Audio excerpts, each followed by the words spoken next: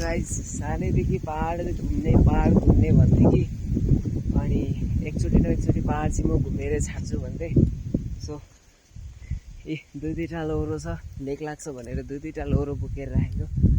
अनि गाइस अझै कन्टिन्युस 1 घन्टा भयो होला म यहाँ नन स्टप हिँडिरहेको छु। अनि हेर्नुहोस्, अनि यहाँ तपाईँहरूलाई पनि छायाङ्कन गरिरहेको छु यो पहाडको। अनि सो आज मेरो चाहिँ पहाड घुम्ने सपना पुरा हुँदैछ। त्यसैले होइन म चाहिँ हिँडेकै छु र म घुमेकै गर्छु र पहाडको धेरै ठाउँहरू तपाईँहरूलाई म देखाउने पनि छु।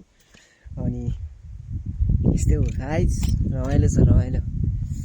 कतिचोटि भन्नु होइन, जतिचोटि भने नि मुखै थाक्दैन, अति रमाइलो छ। अन्त म पहाड एकचोटि न एकचोटि गएर छाड्छु भनेको आए पनि अब घुमाइ गर्छु। अनि जबसम्म मन भरिँदैन तबसम्म घुम्छु। अनि चाहिँ म फेरि बर्दिवासतिर लाग्नुपर्ने हुन्छ।